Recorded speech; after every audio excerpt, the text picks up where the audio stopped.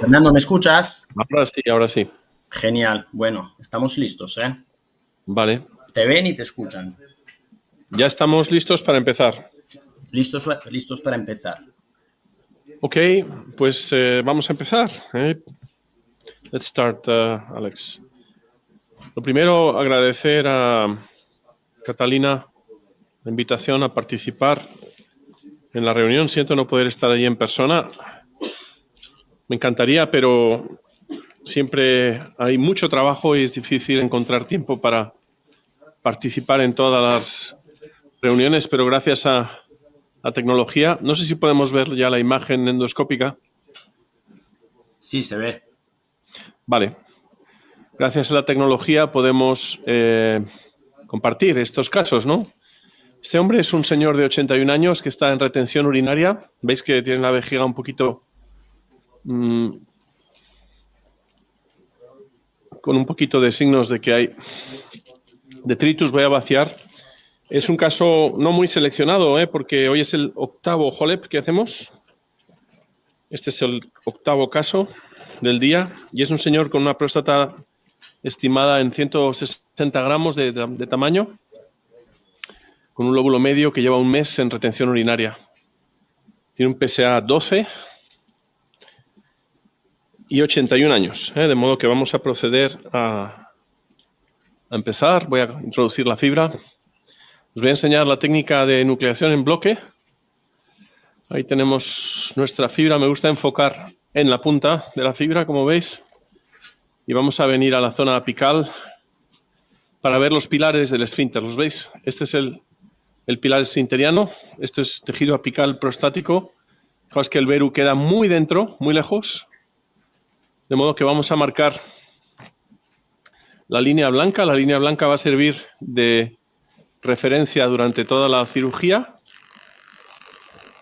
Y no sé a quién tengo en el otro lado, podemos hablar. Creo que vais a poder hacer preguntas y comunicaros conmigo. Y si no, pues yo voy a hablar y me imagino que Paolo va a comentarme las preguntas que tengáis y que podáis mandar por el sistema de chat que tenemos. Bien, ahora veis que la incisión va a bajar en dirección hacia el veru. Generalmente en estas próstatas de gran tamaño no es raro encontrar un poquito de sangrado en la mucosa, pero para mí esta es una de las fases o uno de los pasos fundamentales en la enucleación en bloque, porque vamos a tener una referencia fácilmente reconocible durante toda la cirugía y además va a servir para evitar que se rompa la mucosa por la tracción del cistoscopio, o por lo menos lo vamos a intentar, y va a preservar la mucosa esfinteriana en gran medida, que va a condicionar una mejor continencia posoperatoria. Ahora voy a venir aquí junto al veru montano, suelo del veru, y vamos a empezar a entrar en el plano en ambos lados.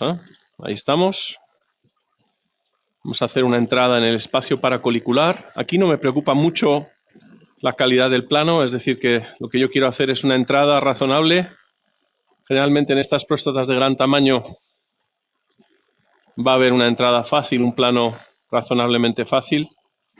Pero ya digo que aquí no merece la pena gastar mucho tiempo intentando dilucidar cuál es el plano ideal. Veis que hemos hecho una entrada muy buena. Aquí tenemos de nuevo la marca de la línea blanca. Vamos a venir al suelo lateral al veru montanum. Voy a traer esto hasta aquí, hasta donde teníamos nuestra línea blanca marcada, y vamos a empezar a hacer estos movimientos que van de medial a lateral para intentar entrar. No sé si se ha desconectado o me seguís escuchando. Parece que se ve bien, ¿no? No, no. Ah, ¿no? ¿Se No, no. apagó? No, no. No, Funciona. no, ¿qué? Funciona Funciona. bien. Vale, vale. Bueno, estamos allá. Esta es la entrada en el otro lado. Últimamente, reflexionando, claro, como es lo que hacemos todos los días, ¿no? Sobre la enucleación. Pienso que en la enucleación vamos a conseguir una liberación, un detachment. Aquí está el veru. una liberación de la cápsula y el adenoma. Gracias a esa liberación vamos a ganar un poquito de movilidad del ápex de la próstata, de manera que a medida que liberamos más, el ápex gana movilidad y esa movilidad nos va a proporcionar un acceso a lugares donde antes no podíamos entrar. Normalmente voy a pensar en la próstata como si fuera una caja, de manera que ahora mismo estoy desarrollando el plano posterior de esa caja. Siempre vamos a tener un plano posterior, que sería esto, y una línea posterior, una línea de disección. De manera que yo voy a trabajar para generar unas líneas de disección lo más uniformes posibles, porque estas líneas van a ser mi salvación, van a ser mi guía, mi GPS para realizar una enucleación, para no perderme. Y por eso hago movimientos, como veis, muy amplios que van de un lado al otro, trabajando cuando diseco hacia un lado, cuando diseco hacia el otro, y no, como hace mucha gente, cuando empieza, hacen un movimiento de disección, vuelven a hacer el mismo movimiento de disección. Esos movimientos con una parada en medio van a ocasionar un gran retraso en la cirugía, porque de alguna manera van a tardar el doble de lo que yo voy a tardar, que prácticamente no voy a parar en la cirugía. Voy a hacer muy breves pausas.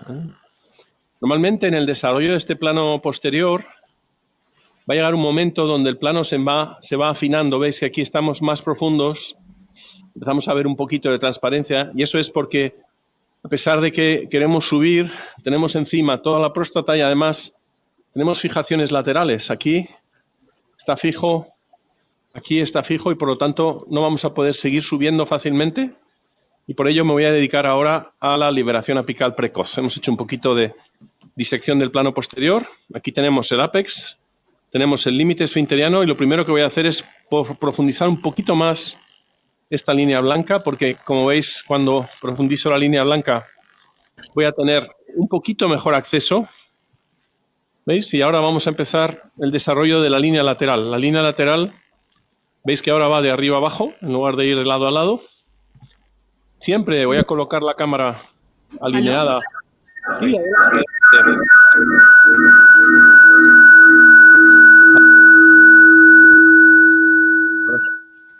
sí, ¿quién habla?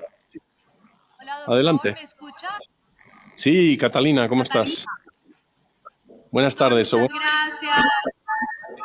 Un Aquí placer. viendo su maravillosa demostración. Bueno, se acopla mucho el sonido, no sé por qué. Un poquito incómodo. A ver Aléjese si del lo... ordenador. Apague esto. Vale.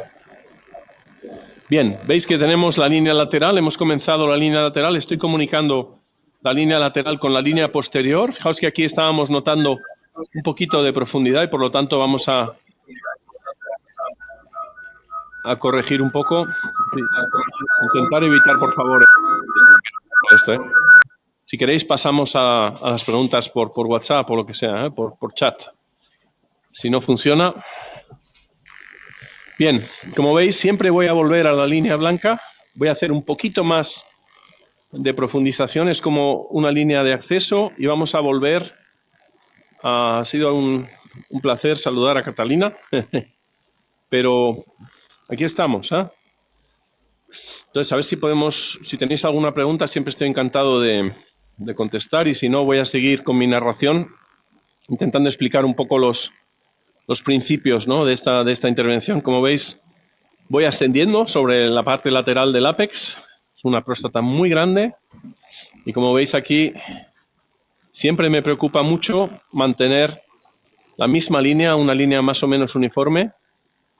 Y luego no quiero subir alto, alto, alto, y no quiero seguir subiendo porque yo noto un poquito de resistencia a la subida. Llega un momento aquí, noto la resistencia, y la resistencia se produce porque en el ápex hay una zona que está todavía unida al esfínter, ¿veis? Entonces voy a seguir profundizando en estos cortes que estábamos haciendo siguiendo la línea blanca. Estos serían las fibras de las 12 prácticamente, porque digamos que es fundamental para no rasgar el esfínter, para no traumatizarlo, para poder ir accediendo a la parte anterior, a las 12, tenemos que movilizar muy bien toda esta zona apical, trazando estas líneas que son líneas que intentan siempre mantener el orden, una línea única, no son 4 líneas paralelas, sino que voy configurando una línea que pasa a ser de ahora, de la línea lateral, va a pasar a ser la línea anterior. Vais a ver que poco a poco, ¿veis? El ángulo va cambiando, ya estamos casi en la cara anterior, de manera que sigo ganando disección, como habíamos dicho al principio, filosóficamente en la enucleación, la disección del plano nos va a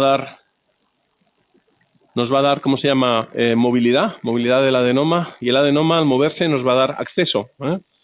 Es un poco como visitar un palacio en Europa, o no sé si en el resto del mundo. Los palacios generalmente tienen estancias, habitaciones donde uno abre la puerta y al fondo de la habitación hay otra puerta, y cuando abre esa puerta da entrada a otra estancia que también tiene una puerta al fondo que cuando se abre da entrada de nuevo a otra nueva estancia. De modo que aquí tenemos un escaloncito mínimo, ¿no? Es un pequeño escalón esto, Vamos a cortar para unificar esta línea. Y veis que estamos ascendiendo hacia la cara anterior. Lo hemos hecho en 3 fases aproximadamente. Aquí tenemos la cara anterior y aquí tenemos las fibras de las 12. De modo que vamos a ir al otro lado. Y aquí venimos al borde esfinteriano, esa es la mucosa, como veis. Voy a profundizar un poquito de nuevo en mi línea blanca para ganar un poco de acceso. Aquí estos cortes no tienen mucha importancia si se hacen, digamos, sobre el adenoma. Realmente lo que queremos es tener un poquito más acceso para ver cuál es el plano lateral, cómo entramos al plano lateral, cómo empezamos la disección lateral en este lado. Y esta sería, de momento, mi línea lateral. Vamos de nuevo a subir y bajar, disparando sobre la línea, y vamos a conectar con la línea que teníamos puesta o preparada en la cara posterior. De modo que podemos navegar alrededor del adenoma y tenemos unas líneas. Fijaos, esta es mi línea posterior y aquí quiero que esta se una a la línea lateral. Este desarrollo del plano es un poquito como conducir un automóvil. Si uno va conduciendo en la carretera y el coche se aproxima a la mediana, hay que dar un volantazo para no pegarse contra la mediana. Y si uno se acerca al borde externo, ¿no?, de la carretera y nos vamos a salir, pues evidentemente hay que dar un volantazo para volver a la carretera, ¿no? Entonces aquí es igual. Nosotros vamos a ir haciendo estos movimientos de disección. Fijaos que aquí cuando vengo a la zona apical todavía tenemos muchas uniones, muchos attachments. Aquí está mi línea blanca. Vamos a profundizar otro poquito más.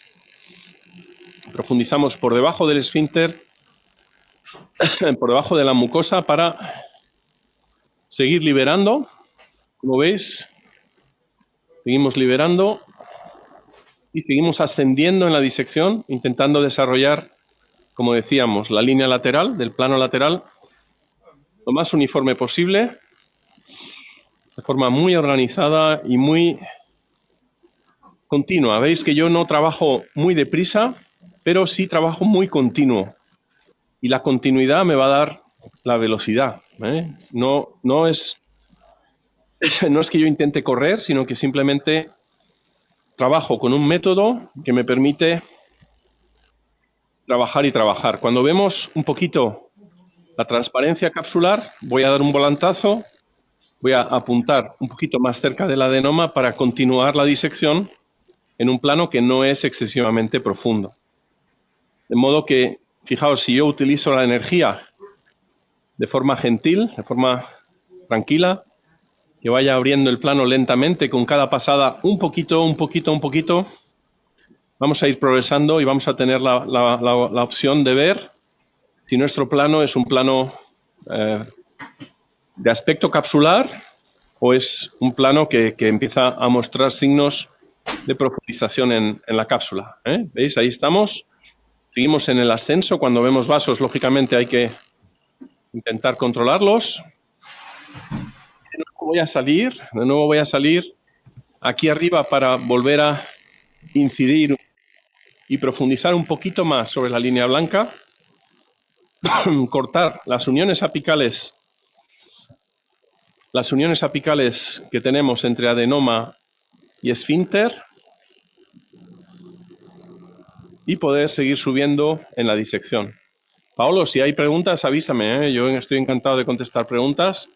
Estoy usando el láser de Quanta, usando el setting de doble burbuja Virtual Basket a 2 julios 50 hercios. Pero fijaos que, aunque yo trabaje a 2 julios 50 hercios, si yo me separo del tejido, con los mismos settings prácticamente no hay efecto. Si me acerco más, voy a tener un efecto hemostático solo, ¿veis? No hay disección. Si me acerco más aún, voy a tener un efecto de disección. De manera que esto es un poco como la historia del dibujante, ¿no? En las calles de París, que vas a ver un dibujante haciendo retratos a la gente que pasa, y entonces tú le preguntas, oiga, ¿qué lápiz está utilizando? Porque ese lápiz dibuja fenomenal. Y entonces el dibujante te deja su sitio, te da el lápiz y dice, venga, intente usted hacer un retrato, ¿no? Y entonces te sientas a dibujar y sale un churro tremendo, ¿no? Sale un retrato como parece que lo ha hecho un niño pequeño, ¿no? Entonces, ¿qué ocurre? Que el lápiz, digamos, es la herramienta que el artista tiene, pero cómo se usa el lápiz determina mucho el efecto sobre las marcas que este lápiz deja en el papel, ¿eh? Del mismo modo, cuando nosotros utilizamos unos settings determinados, como estos, que os he dicho, 2 julios 50 hercios, va a depender mucho el efecto que hagamos sobre el tejido. Y ahora hablaremos de eso. Fijaos que aquí tengo ya las fibras de las 12. ¿Ve? Tenemos el plano aquí, en este lado, y si yo me muevo a este lado, aquí tenemos el plano en el otro lado. De modo que vamos a hacer una línea que intente unir ambos lados, y lo que hemos conseguido ha sido descender un poquito la zona apical para tener mucho mejor acceso a esta parte anterior, a las 12, que es la parte más remota. Fijaos que yo ahora voy a subir al máximo, no quiero dejar aquí nada de tejido, quiero ser muy agresivo quitando todo el tejido apical.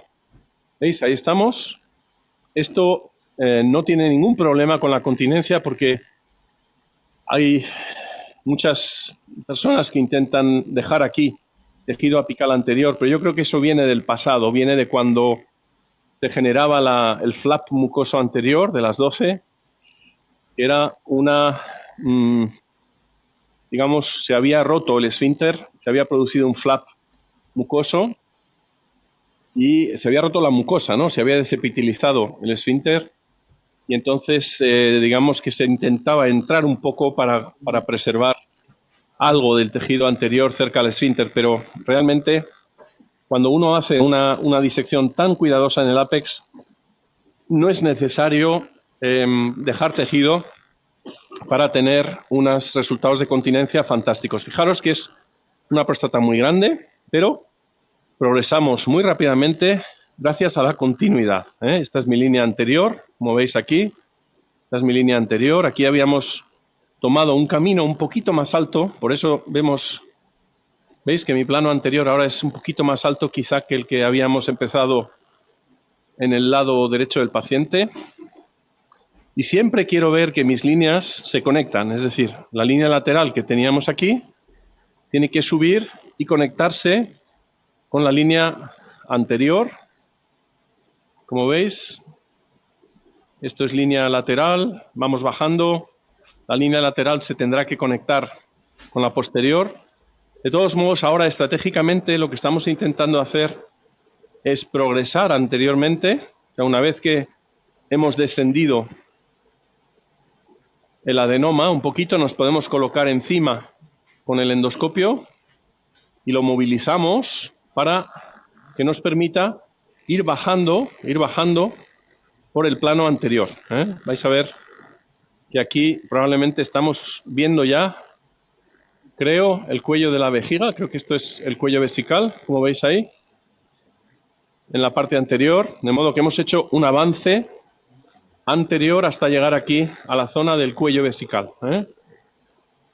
Fijaos qué rápido hemos conseguido llegar al cuello y ahora vamos a hacer una estrategia que es especular con respecto a la que hicimos en el Apex. En el Apex entramos a ambos lados del velo, hicimos un poquito de disección posterior y luego ascendimos en el Apex de 6 a 12 en un lado, de 6 a 12 en el otro lado y luego hemos conectado a las 12. Y aquí vamos a hacer lo contrario. Aquí ahora hemos entrado a las 12, vamos a progresar hacia las 6 en ambos lados. Vamos que hay un vasito, a ver si lo consigo controlar para tener la mejor visión posible. Bien, todavía no. Vamos a ver, porque estas próstatas de gran tamaño a veces tienen vasos muy considerables, ¿no? Vamos a ver dónde estamos. Voy a usar ahora el setting de Magneto. Como sabéis, Magneto es un pulso largo, similar al del Thulium Fiber, pero hecho con el holmio. Como son longitudes de onda muy parecidas, va a tener una potencia de coagulación muy buena y va a servir para pulverizar también las piedras, ¿eh? Entonces aquí estamos abriendo el cuello, como veis. Estamos abriendo el cuello, esto es mi línea lateral. De la línea lateral vamos progresando en dirección hacia el cuello. Gracias a estas líneas, os habéis dado cuenta, no he tenido que parar para hacer visiones panorámicas, no he tenido que parar para orientarme. Gracias a estas líneas siempre sé dónde estoy, dentro de la fosa. Y ahí estamos prácticamente a las 8. Y debe haber algún vasito por aquí. Vamos a revisar un poco la hemostasia, porque en estas próstatas de gran tamaño merece la pena dedicarle un poquito de tiempo a estar seguros de que la hemostasia es sólida, es buena, porque si no, cuando volquemos el adenoma vamos a tener relativamente mala visión. Por aquí, posiblemente anteriormente, tengamos algún vasito que es el que está dando la lata. A ver, puede ser esto, ¿eh? Pero veis que tenemos un plano capsular. Con estos láseres actuales que tienen tan buena hemostasia en general de primer paso, ¿no? Cuando estamos disecando en general se coagula muy bien y eso nos permite preocuparnos fundamentalmente de la disección y no tanto de tener que mantener todo el rato la hemostasia, aunque veis que ahora he tenido que parar un momento, he preferido parar para solidificar un poco esta hemostasia. Pero con estos láseres hemos perdido la visión de lo que antes llamábamos el plano bello. El plano bello era un plano que era muy nacarado, un plano que parecía que estuviera recubierto por una mucosa. Es el plano que intentábamos buscar siempre, ¿no? Y que ahora con estos láseres que tienen tan buena hemostasia, generalmente esa visión la perdemos. Y entonces hay que cambiar un poquito el concepto del plano, ¿no? Ahora ya no buscamos un plano bello, ahora más bien buscamos un plano capsular. Un plano capsular es un plano que se caracteriza por otros detalles, ¿no? Otras características. Y os las voy a enumerar, voy a definiros, ¿no? ¿Cómo se distingue un plano capsular? Pues bien, tiene que ser un plano más o menos liso. Es un plano que tiene fibras en la superficie, como veis. Es un plano más bien blanquecino en comparación con el adenoma. Aquí no estamos viendo mucho tejido adenomatoso, pero realmente tenemos que fijarnos en el color porque los restos de adenoma se ven como amarillentos o más amarillentos que el plano de disección. El plano capsular tiene que ser un plano coherente. Veis que cuando yo voy alrededor de la cápsula me doy cuenta que es un plano que parece estar a la misma profundidad. Es como si estuviéramos dentro de una naranja. ¿Lo veis? No estamos cambiando de profundidad, estamos en la misma profundidad y por lo tanto parece un plano capsular. Y por último hay un detalle en la definición de plano capsular y es que no debe estar perforado. Si está perforado, lógicamente no es el plano perfecto, es un poco más profundo de donde nos gustaría estar. Entonces, fijaros que ahora habíamos dicho que una vez que hemos abierto el cuello, la estrategia va a ser descender desde las 12 en el cuello hacia las 6, o sea que poquito a poco vamos a ir descendiendo. Quiero entrar aquí aprovechar este momento para entrar e intentar visualizar dónde queda el orificio ureteral. Vamos a ver, de momento aquí dentro no vemos nada. No vemos nada. Yo creo que esto debería ser la barra. Y aquí está el orificio, ¿veis? Estamos un poquito lejos. Voy a intentar preparar el cuello para que dejemos este vértice del cuello un poquito más medial que el orificio. A ver si soy capaz de dejar hecho ya una preparación de este ladito del cuello un poquito más medial que el orificio ureteral. Vamos a ver, estaba por aquí dentro, no se ve demasiado bien.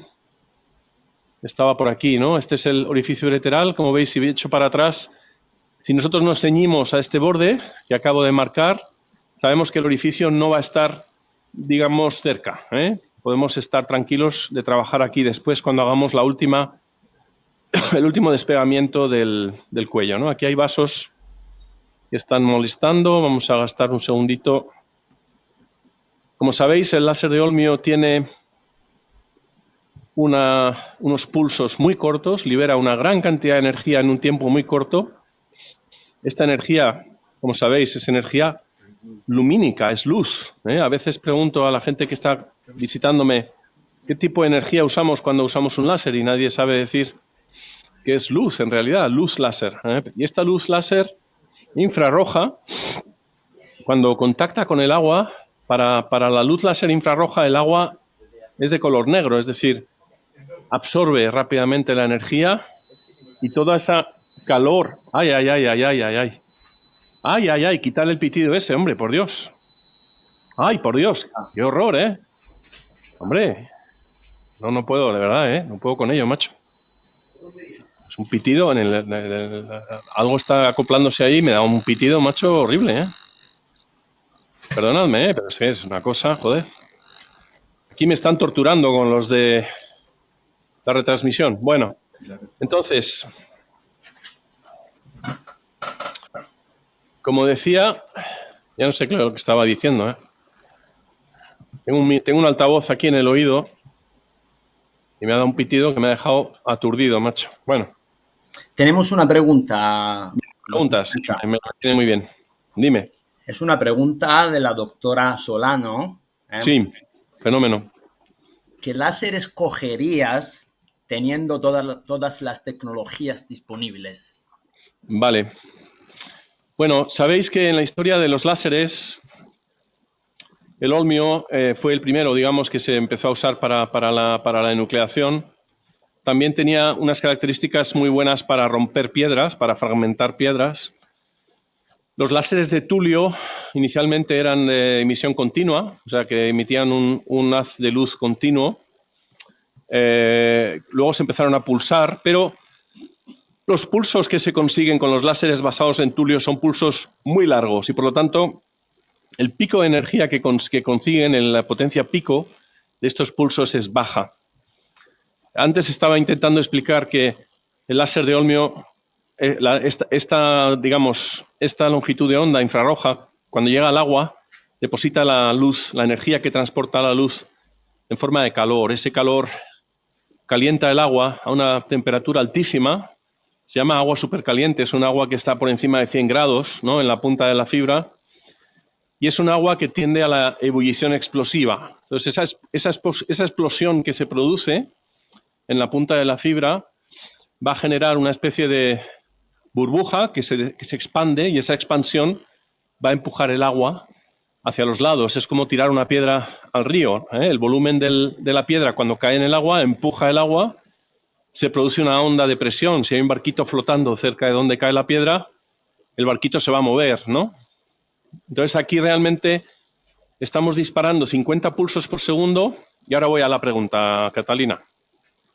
50 pulsos por segundo quiere decir que hay 50 burbujas expandiéndose y el láser de Olmio se va a comportar como una tijera que se abre y expande sus ramas para abrir el plano de disección, ¿no? Entonces, ese es el mecanismo que usamos. Entonces, los láseres de Tulio tienen una potencia pico muy baja. Eso significa que cuando disparas un pulso al agua se calienta más despacio y por lo tanto no hay ese fenómeno de ebullición explosiva tan marcado. Por lo tanto, los láseres de Tulio, que tienen pulsos largos uno tras otro, y el láser de Thulium Fiber se comportan como un láser de emisión continua, es decir, cortan muy bien, coagulan muy bien, pero no tienen este efecto de separación del plano. Vosotros veis que yo voy disparando entre cápsula y adenoma y poco a poco el plano se va abriendo, ¿no? Y se va abriendo por el camino de menor resistencia, que es el camino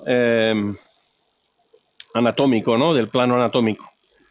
Entonces, el Thulium Fiber salió con la esperanza de permitir hacer pulsos de muy baja energía, con muy poca potencia pico, pero muy repetidos, con alta frecuencia, que permitían pulverizar las piedras. Entonces, esto se esperó muchísimo. Una vez que este láser estuvo disponible, lógicamente se exploró la posibilidad de hacer enucleación y también se vio que es posible. Lo que pasa es que no es tan ideal, en el sentido de que, como veis, este efecto de separación del plano, que a mí me está facilitando muchísimo esta disección del plano de nucleación, no la tenemos, ¿eh? No tenemos ese efecto tan favorable, digamos, ¿no? Pero claro, el Thulium Fiber se abrió un camino porque permitía pulverizar las piedras, que es una característica muy deseable para la gente que se dedica a hacer ureteroscopias, poder pulverizar las piedras sin tener que extraer fragmentos, ¿no? Entonces, digamos que los láseres de Tulio, de estado sólido, que se basan en cristales, no el Thulium Fiber, lo que han intentado es parecerse más al olmio, en el sentido de que ahora tenemos un láser, digamos, fabricado por Dornier, que hace pulsos de Tulio y que tiene una potencia pico de unos 3.700 vatios, y eso genera cierto pulso, cierta apertura del plano, cierto efecto de disección, mucho menor que el olmio, pero bueno, intentan parecerse al olmio.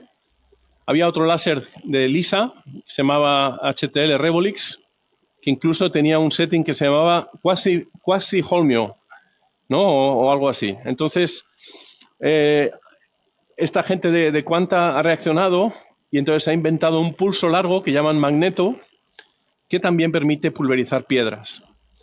Entonces, ahora mismo, digamos, posiblemente el láser con el que yo me quedaría sería este, el láser de Quanta, el láser magneto, porque tiene un efecto idóneo para enuclear, que es lo que yo más hago, por supuesto.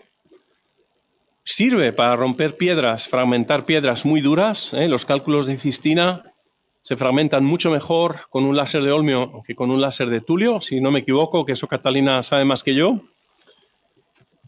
Y también tenemos un efecto magneto que nos permite obtener una pulverización de las piedras. Incluso el efecto magneto se puede subir a potencias pico de 1000, o sea, de 1000 vatios, no solamente los 500, ¿no? que consigue el Thulium Fiber, con lo cual también se puede intentar pulverizar piedras un poquito más duras, ¿no? Que a lo mejor el Thulium Fiber tiene problemas para pulverizar. De modo que esa es un poco la explicación. No sé si me habéis seguido o habéis entendido lo que he querido decir.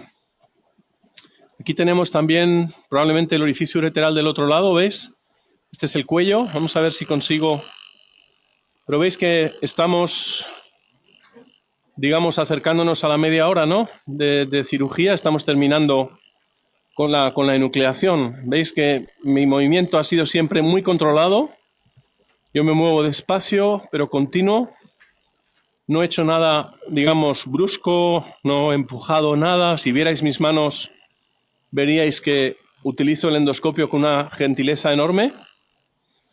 Ya sabéis que se dice, ¿no?, que el cirujano debe tener el ojo del águila, el corazón del león y la mano de una dama, ¿no? Entonces aquí es fundamental la mano de una dama, es decir, una gentileza extrema, ¿no? Un cariño enorme para los tejidos, de manera que no hagamos fuerza, sobre todo para intentar evitar hacer palanca o hacer tracción sobre el esfínter. Ahora está muy de moda un concepto que ha traído Mario Sofer de Israel.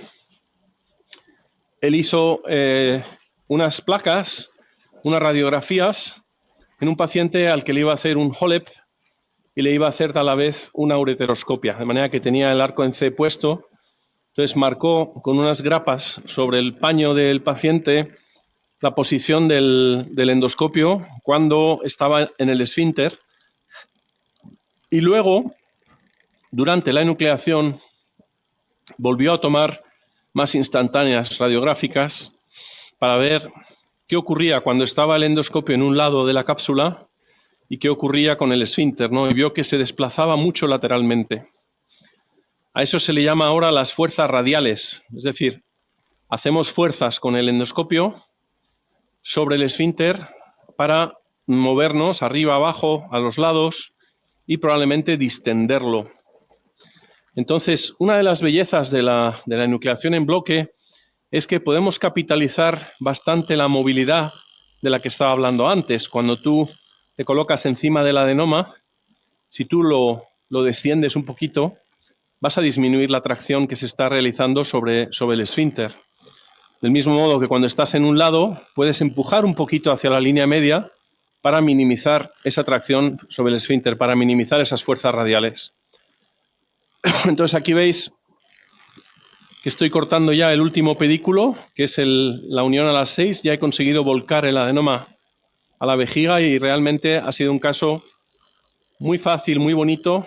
Muchas veces cuando hacemos próstatas de gran tamaño vamos un poco con precaución, con miedo, ¿no? Pero a veces la calidad del plano que tenemos con una próstata muy grande compensa un poco la mayor dificultad, el mayor tamaño. Sin embargo, fijaros que si alguien que está empezando se pone a hacer una cirugía de estas, lo va a tener muy difícil al principio porque para poder manejar estas próstatas con éxito hay que tener una mano muy bien entrenada a hacer lo que hemos hecho, que es realmente trabajar de forma muy continuada, muy organizada, y por eso yo le recomiendo a la gente que está aprendiendo que utilice cada caso para entrenarse. Es decir, no basta hacer un caso y ya, decir, bueno, he hecho otro caso, ya tengo 10, ¿no? En cada caso hay que ponerse unos objetivos, hay que decir, bueno, voy a ver si soy capaz de trabajar más tiempo sin parar, más tiempo sin detenerme. Voy a grabar mis cirugías para verlas en vídeo después y poder criticarme a mí mismo. Eso es fundamental. Pero voy a quitarme un clip que tengo que está limitando un poquito la movilidad. Doctor Sancha, Sí, tenemos tres sí. preguntas. Tres preguntas. Venga, seguimos con las preguntas. Venga, adelante. Primera. La primera, ¿cuál es el tamaño de próstata ideal para iniciar? Vale, yo ahí recomiendo para iniciar, para cuando vas a entrenarte por primera vez, el tamaño ideal probablemente es una próstata que es mayor de 45 gramos y hasta 60, por ejemplo. 60, porque realmente al principio vas a ser muy tímido con los movimientos de disección, te va a dar miedo, vas a parar mucho, no te vas a encontrar. Entonces, deberían ser próstatas que uno pudiera fácilmente convertir a resección transuretral en caso de necesidad. Aunque eso es cuando estás aprendiendo tú solo, ¿no? Pero en general yo creo que hoy en día hay suficiente número de gente que sabe hacer HoLEP como para buscar ayuda. Yo creo que todo el mundo debería aprender ahora con alguien al lado que te pueda enseñar, aunque sea temporalmente. Yo creo que hoy en día los hospitales, cuando deciden comprar un láser para iniciar un programa de nucleación, hacen sus cálculos, invierten en comprar una máquina, invierten en comprar el aparato, los aparatos, los endoscopios, el videoendoscopio, etcétera, pero no invierten en traer a alguien que le ayude a hacer los primeros casos. Yo creo que esa es la inversión más importante. De modo que pienso que ese es el tamaño ideal. Poco a poco, a medida que uno va cogiendo más soltura, debería empezar a cometer próstatas un poco más grandes. Es verdad que una vez que ya tienes cierta experiencia, si sigues teniendo ayuda, pues probablemente puedes aumentar el volumen bastante rápido. Porque realmente no es más difícil hacer una próstata grande que una próstata un poco más pequeña. A veces es más fácil incluso. Lo que pasa es que habéis visto que la superficie que tenemos que disecar, que tenemos que preparar, es muy amplia. Y entonces si tú vas muy despacio, pues el tiempo quirúrgico se va a prolongar, te vas a cansar, el paciente lo va a sufrir, ¿no? Fijaos que hemos enucleado esta bestia de próstata en media hora, ¿eh? O sea que ahí tenemos la visión del esfínter. Veis que el esfínter está aquí y la mucosa se ha cortado exactamente donde nosotros queríamos. No ha habido, veis que aquí en la parte lateral del esfínter, donde se inserta el esfínter, hay mucosa, por lo tanto pienso que este paciente va a tener una continencia perfecta, ¿eh? Vamos a revisar. Tenemos más preguntas, venga, sí, nos quedan dos. ¿En qué paciente es ideal hacer MILEP? ¿En qué paciente es ideal hacer MILEP? Bien, ahora mismo estoy usando un resector de 26, tenemos un 24,5, tenemos un sistema MILEP aquí también. El problema del MILEP para mí, del sistema de Figueiredo, que me parece una genialidad, me parece un avance importante, pero tiene una cosa para mí que no me gusta, es el gatillo. Yo trabajo sin gatillo.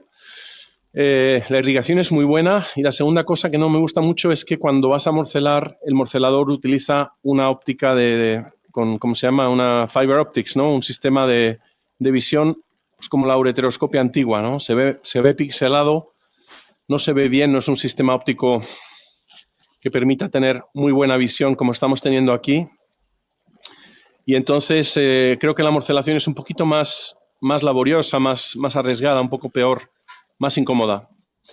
Pero yo creo que Felipe hace casos de cualquier tamaño. Yo creo que al final depende un poco de las ganas de sufrir un poquito en la morcelación y de sufrir con el gatillo que uno tenga. Probablemente para el paciente haya una ventaja al usar un instrumento de menor calibre, aunque no sabemos muy bien, todavía no va a ser fácil demostrar las ventajas, ¿no? Como la estenosis uretral es un fenómeno poco frecuente después de la enucleación, realmente para demostrar diferencias significativas va a haber que hacer estudios muy grandes con muchos pacientes que probablemente no se hagan nunca, ¿no? Pero bueno, yo diría que un paciente ideal para MILEP es un paciente que tiene una uretra muy estrecha y aquí es cuando lo usamos. O sea, si vemos un paciente que tiene una uretra muy, muy estrecha que va a sufrir enormemente con una dilatación con un resector de 26 o de 24,5 como tenemos aquí, pues vamos a cambiar al sistema MILEP, ¿eh? Felipe, yo creo que está muy interesado en su propio dispositivo y trabaja con 22 y con 18 en muchos casos, haciendo que la cirugía sea realmente mínimamente agresiva, mínimamente invasiva, ¿no? Vamos a morcelar, let's morcellate, I think. Voy a revisar la mucosa un poquito más. Así que, bueno, yo le doy la bienvenida, ¿no?, al sistema de nucleación MILEP. Toma.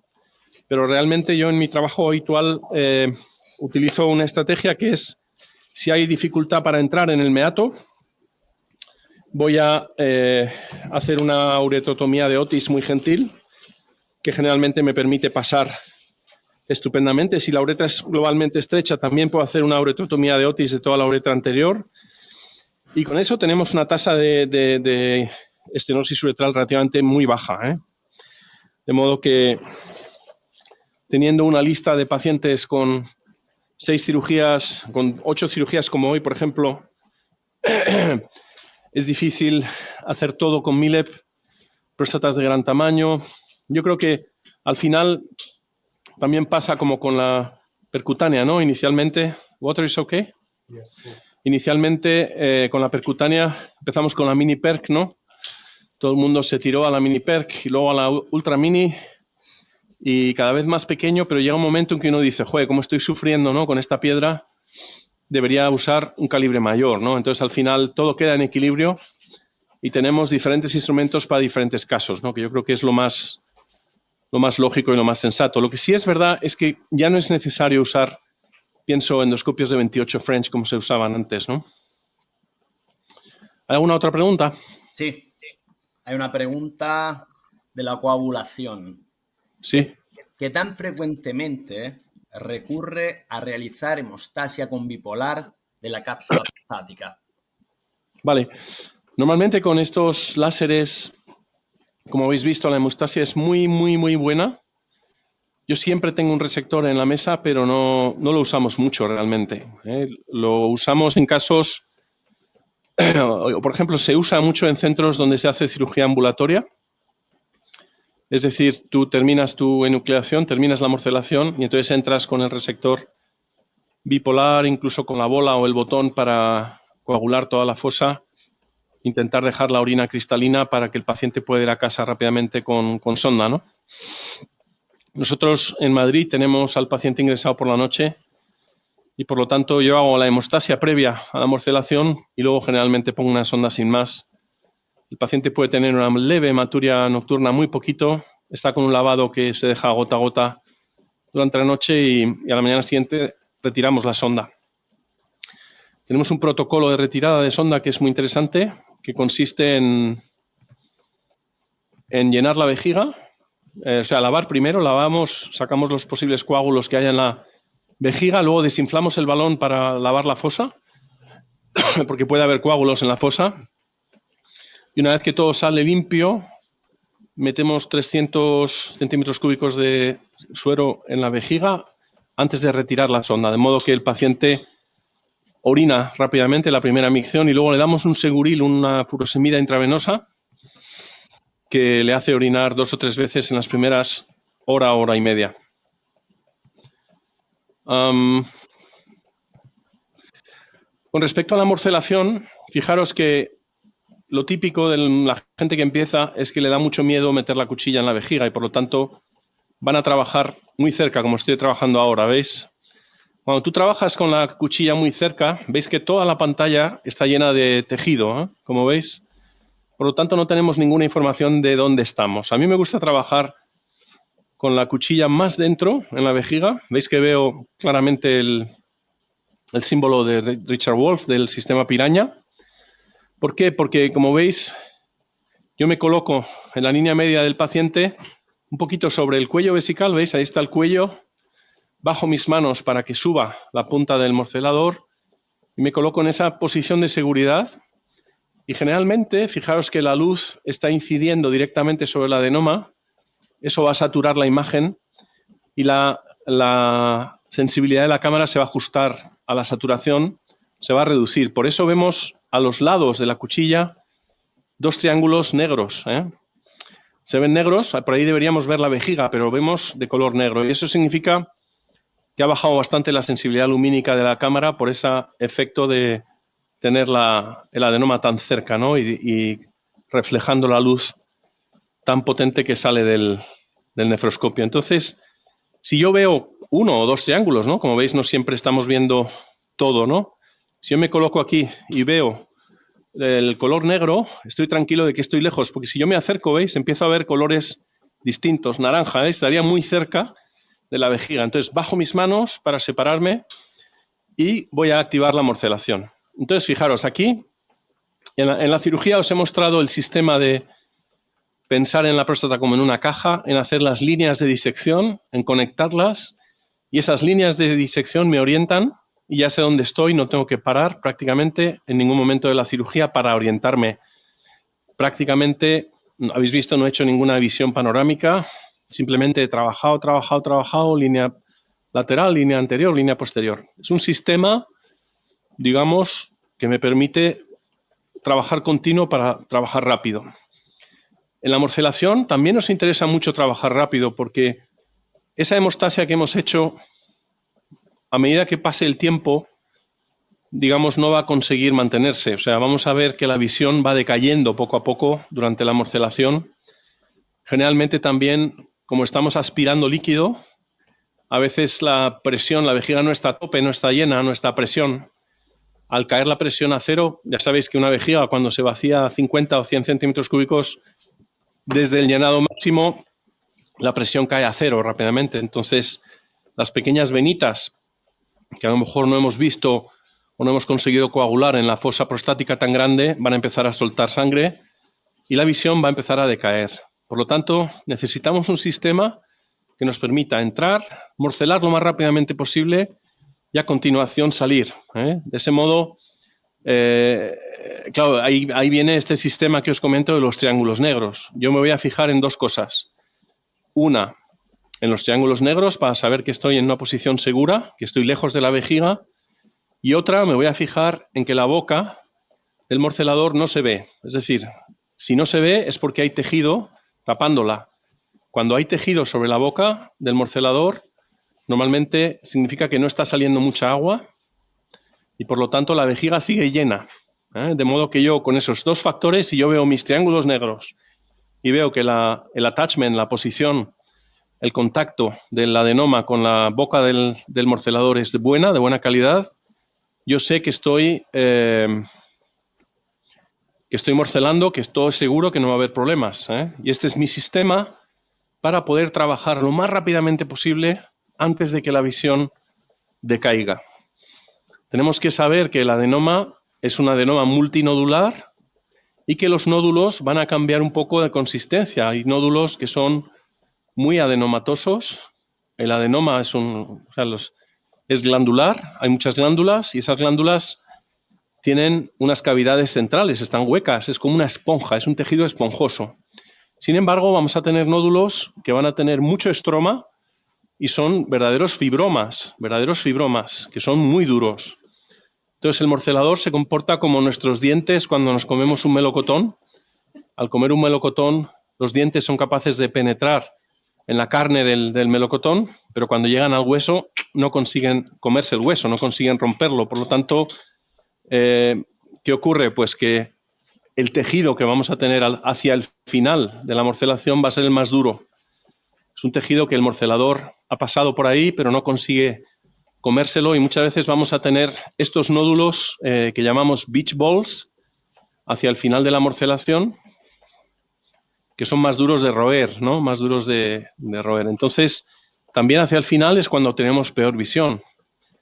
Y muchas veces, fijaos cómo la succión es fundamental para la morcelación. Cuando yo succiono el tejido es elástico, se mete dentro de la boca del morcelador y las cuchillas lo cortan y se lo comen en trocitos. Los trocitos van viajando por dentro de la cuchilla a un contenedor para luego mandarlos a anatomía patológica. Pero estos nódulos que se ven aquí, ¿lo veis? Estos nódulos, ¿veis que la visión ya ha decaído un poco? No hay forma de morcelarlos adecuadamente, ¿veis? Son muy duros, ¿eh? ¿Veis cómo hay que pelear muy duro para comerse estos últimos beach balls, que es muy típico que se vean al final? Dos preguntas más. Dos preguntas, sí. ¿Qué consejos daría a un médico, a un neurólogo que empieza su curva de aprendizaje? Vale. Mira, tenemos un ejemplo aquí en Bulgaria, que es donde estamos ahora, que es el doctor Georgiev. Él me acompañó durante muchos años, viéndome a mí operar, esto es un beach ball gordo, haciendo cirugías, y durante años él no se atrevió a querer aprender, digamos. Pero un buen día me dijo, Fernando, quiero aprender. Y le dije, venga, prepara un par de casos, pacientes que se dejen operar por ti. It's full. Vamos a cambiar el líquido, ya queda solo muy poquito ese fragmento. Entonces, realmente, cuando se sentó a aprender Georgiev, le acompañé durante la cirugía, pero lo hizo perfecto. Es decir, que él había visto miles de cirugías conmigo, sabía perfectamente reconocer el plano, sabía perfectamente reconocer los pasos de la operación, conocía perfectamente todo lo que sabemos sobre la energía, la interacción con el tejido.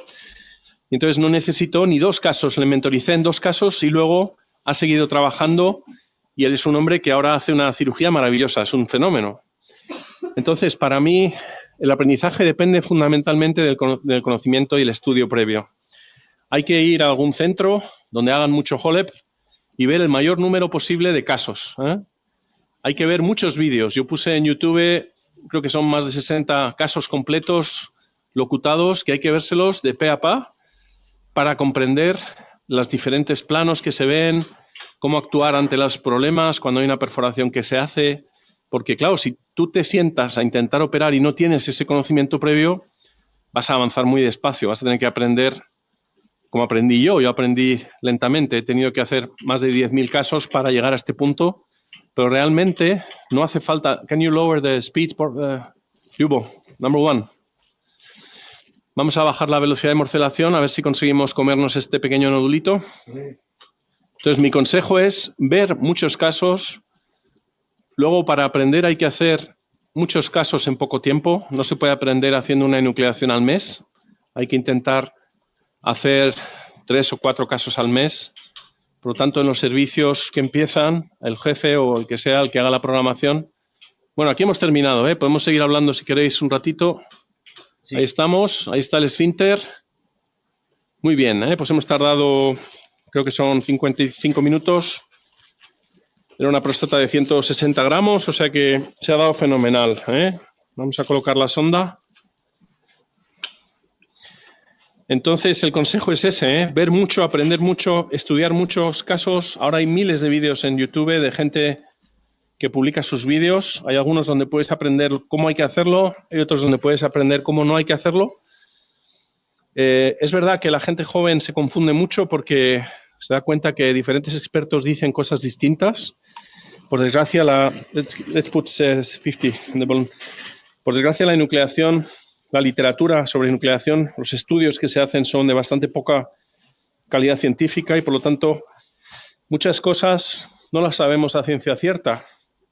Es decir, que unos dicen que en block es un abordaje mejor, otros dicen que no, divide y vencerás.